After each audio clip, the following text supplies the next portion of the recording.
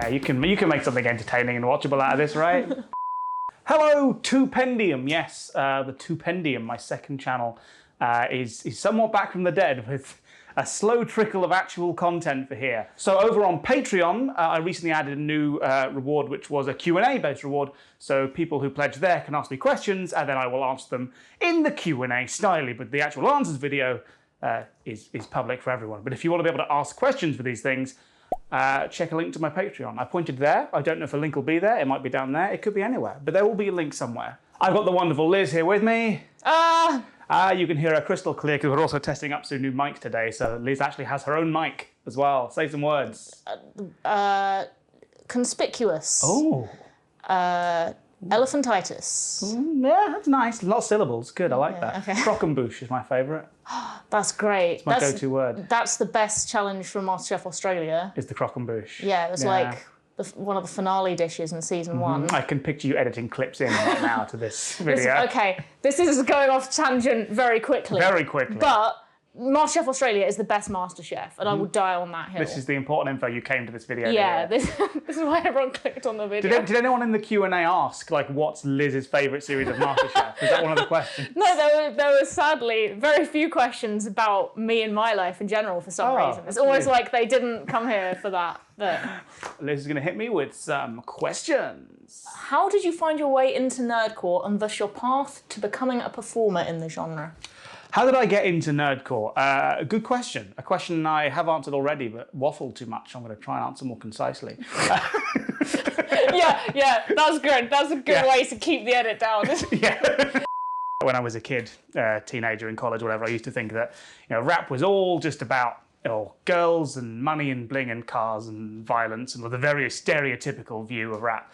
It wasn't until I discovered Dan Bull on YouTube that I realised, oh wait, it can be about anything, and that's cool. So as someone who already loved writing songs and poetry, I got really, really into it. But it was years and years of listening to it before I had a go.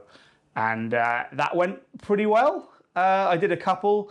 They weren't good. Then I did Find the Keys, and that just blew anything I'd ever made on YouTube out of the water and led to where I am today. So I sort of fell into it via Dan Bull and JT Music and sort of the OG gaming nerdcore crew. And then when I started doing it, everyone moved over to anime and left us behind. But how long does it normally take for you to come up with the music and lyrics to new projects? Because it boggles me how you can have such good lyrics in a short amount of time, like every month or so.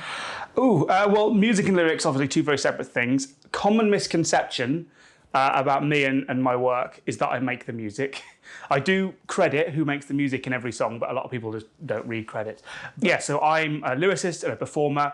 I did study music technology at college, didn't think I'd ever need it, didn't pay attention, it was just there to fill a slot on my timetable, so I never really remembered any of it, and now I don't know how to make music. So I work with others, and there's two ways I do my songs. I either go to a producer who has a catalogue of pre-made instrumentals, I browse them till I find one that fits the game I'm writing about.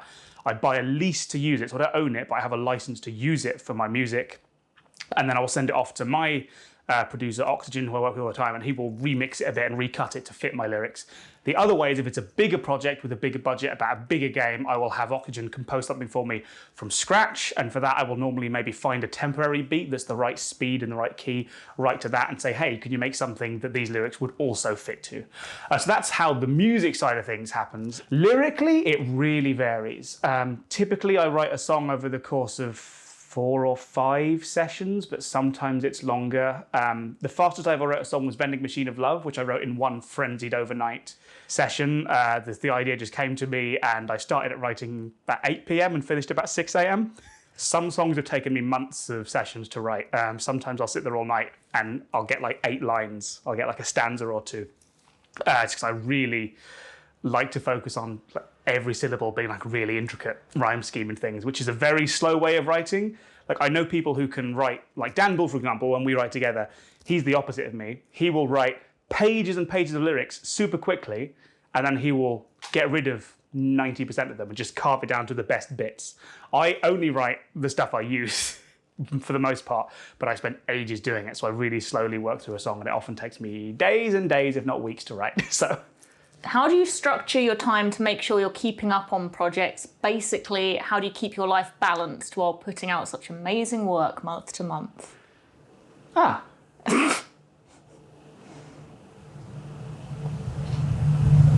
I am the worst person you could possibly ask about tips for a work-life balance, because the scale of my work-life balance is pretty much like an incline. They're also asking, like, does having us around, presumably the fans, affect the same sort of motivation you used to receive from an office? So does having fans equal motivation to work? So here's the thing about what I used to do for a living, and this is slightly off topic, but it does tie in. So I used to be an animator, video production, and I used to work for a long time, right up until I left to do YouTube, in corporate video production, which was making videos for banks and insurance companies and oil companies and any sort of big business that needed to often either explain things to their customers or explain things to their employees. Here's our quarterly statistics, here's our new safety information, here's our rules for the company, whatever. And you become very aware very quickly when you're doing that kind of work that what you are making is specifically content that the people who are watching it don't want to be watching. And it's very demoralizing making a video that you know people are being forced to sit in their office and watch when they'd rather be doing something else. So the difference is staggering between doing that and doing this, where I know there are people out there actively waiting to see what I'm going to create. But in terms of a work-life balance, I enjoy my work a lot, so I work a lot. Probably to, some would say, my detriment, but I'm doing okay.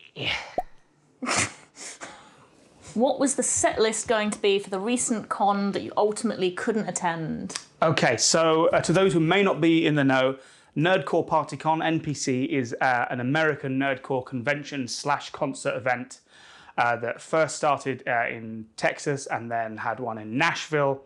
And this year there was one in Chicago, which sadly it was delayed a couple of years because of the pandemic. And then literally 2 days before my flight out to Chicago to perform there, I got COVID for the first time, so I wasn't able to attend, and I was absolutely heartbroken.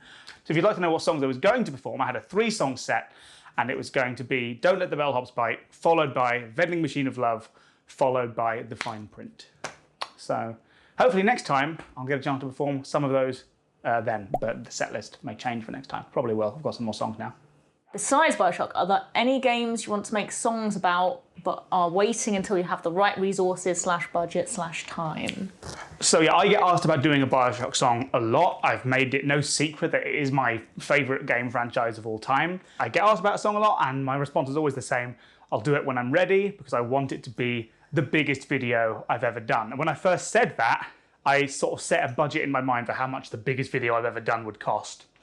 And now things like the Toy Box and Pizza the Action already cost more than that. So that's how much the channel's grown, which means for Bioshock to be another step above, that's a big leap. But there are certainly other games I'd love to cover. My second favourite game franchise of all time, which is very close behind Bioshock, is Dishonored. That's another one that I'd like to do a big, cool project for at some point. But I feel like both of those games are such classics. They're kind of evergreen. Portal is another one I'd have to do something big for. But games like that, like Bioshock, like Portal, like Dishonored, they're sort of so iconic and so well known. They're kind of timeless. It's not a trendy thing I have to do now or else I'll miss the boat. I could do a Bioshock song or a Portal song in 5 years' time, and they'd still do just as well because they're iconic, timeless classics. So yes, there are certainly a short list of games I'd love to do big when the time is right. Is there a song you want to do but probably won't do because you know it most likely won't do well? For sure, yeah. I mean, there's lots of games that I love. It would be really fun to do songs about that I just don't think there's a market for. I grew up loving a game called The Neverhood, which was a point-and-click stop-motion animated game for PC by DreamWorks, and that'd be the most fun thing to do a song about because it's got the weirdest soundtrack, and I'd love to do something in that style. But no one out there is searching for the Neverhood rap, so that's probably not going to happen. And I absolutely love Sonic the Hedgehog. As a teenager, I was a massive Sonic the Hedgehog fan. In fact, I learned to draw by drawing Sonic the Hedgehog OCs. So there are lots of Sonic games I love from yesteryear that I would love to do songs about, but again, I don't think there's quite the market there. But future Sonic games, I'm open to that, so we'll see. Sonic Adventure 2. Sonic Adventure 2 song, Sonic Adventure 2 Cypher. Yeah. Yeah, I mean, to be fair, there have already been great. several really good Sonic ciphers, so kind of Doesn't need to be a Sonic Adventure 2 cyber specifically, but It's the best Sonic game. Oh yeah. Everybody fight me. Fight me. Fight both of us. You and me, right now.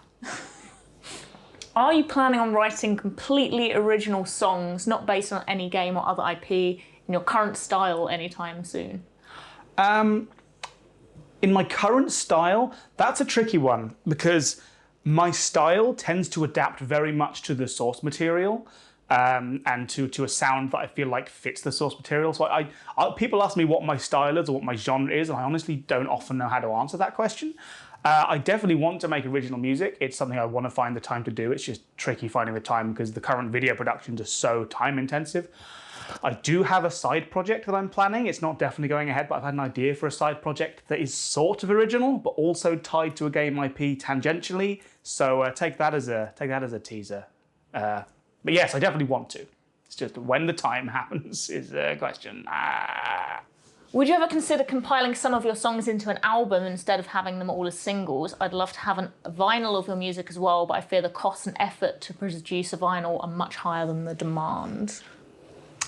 In terms of digital releases, I've never quite got re-releasing singles compiled together as an album. When it's a digital release, I don't quite get what benefit that gets you. It just splits your song into two separate uploads of the same song. In terms of physical releases, watch this space, conversations are ongoing.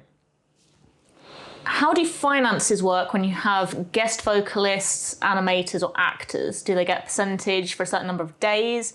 Or is it a flat cost for the hours they put in? Or do they do it out of the kindness of their hearts? So that's an interesting question, and there's no one answer to this. It really does vary.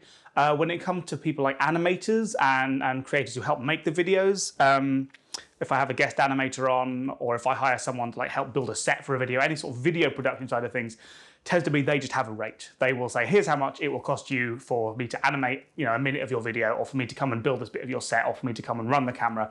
They just have a charge for that, and that'll be a flat rate. I'll pay it. Sorted. When it comes to vocal performers, it's really varied. Everyone has their own preference. The most common is what we call a split.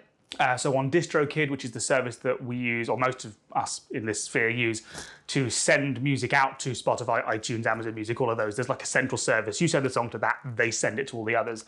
And they have a feature where you can automatically set up a revenue split, and you can just send a percentage, whatever percentage you like, on to someone else automatically. And that's the most common way we do it. Some people do have what we call a feature price, and they will have hey, it costs X number of dollars, X number of pounds to get a verse from me.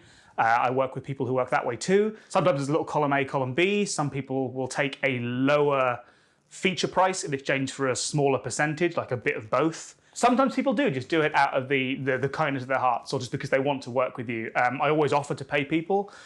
Sometimes it's a back and forth. I've done a load of verses and hooks on Dan Bull's songs, and he's appeared on a load of mine, and we've collabed together, and we didn't charge each other for those just because we enjoy working together. So it really does depend on preference and who it is. If you're friends, you might just want to work together anyway for free as a favor. If you don't know each other that well, you might want to charge for your time. It really does vary totally on a case-by-case basis. Out of all the characters you had to act as for each song, which character did you enjoy acting as the most? Ooh, that's tough. That's tough. I enjoyed playing the doll for the toy box, the sing-along Stoops. However, they were tiring to act as because they had to do the grin all the time. And by the end of that shoot, my cheeks were killing me.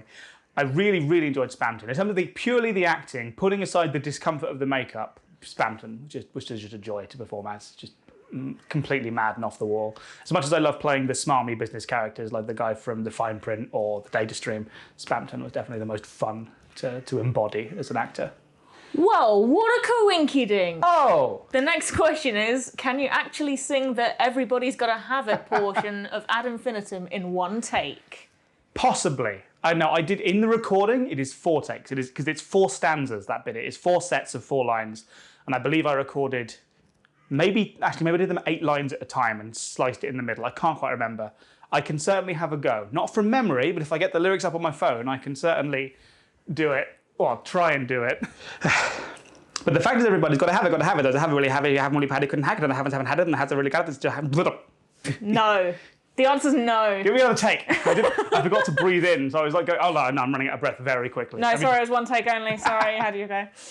But the fact is, everybody's got to have it, They haven't really have it. If you haven't, well, you've had it, couldn't hack it, and they haven't had it, and they had to regret it, they haven't, they're lacking what they're having, and they had to go to the traffic, and you grabbed it, and so you're packing on your back, your dad's going to have it, but you wrap it, the tag of your so you manically grab it, the shells made the panic. Seems that everybody has it, man, you really got to have it, so you have Seems that everybody has it, man, you really got to have it, so you get it, you're ecstatic, but you crack in the static, and the heater's out of fashion, the pattern is a patch, you crash it, then you get back, and you can't, and you have it, and the fact is, everybody got to have it, those haven't really have it, those have you haven't, well, you've had it, couldn't hack it, and they haven't ever had it, and they had to regret it, hoochie mama, what a mouthful. Without warming up, basically, no, not quite. Kinda no. With if I stay for another 10 minutes, probably, but we're not going to do that. Imagine that's just the whole video. How do you get certain props like the Faz watch or the monkey business pin? Like, are they crafted, 3D printed, or bought? Props vary wildly. Those two examples that you happen to mention are both 3D prints. Until recently, we did all of our own prop work for the most part. We really enjoy crafting props. Occasionally, though, something comes along which is too complex for us to make. I think the most complex thing we ever made personally was the HRA that Dr. Darling wears inside Into the Void. That's my favourite prop we've ever made. It looks so game accurate. And again, we just sort of winged it with a load of cardboard and an old car speaker. But it came out all right. And Huggy. For the ones we made. Yeah, Huggy obviously was, if you've seen the BTS for the toy box, you see how much time we spent getting Huggy right. And again, we just winged that as well. In terms of stuff like the Faz watch and the Fazzer Blaster from A Peek to the Action, these were commissioned. They're 3D prints. We don't have a 3D printer. So these are 3D printed. Obviously, the strap was added later. And these were made by our friend Benedict, who I met by working with Freshie Canal. Benedict was the props master on the Guy Fawkes versus Robin Hood battle I was in, and I met him there, and we got talking, and he ended up making these for us, which are great. And again, this is another 3D print. This is a 3D print I ordered from a 3D printing company, but this is one of the two Hitmen silver ballers from the Apex. I had to do the paint job on this myself, but again, the print is 3D. And same goes for the monkey pin. I designed that in 2D, then sent it off to a friend who happened to have a 3D printer, and they modeled it in 3D and printed it, and then we painted it.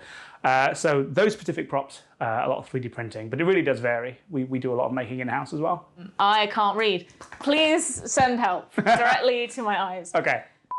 Where do you keep the props you no longer use? Do they just stay in your attic, or do you get rid of most of them if you don't think you'll need them again?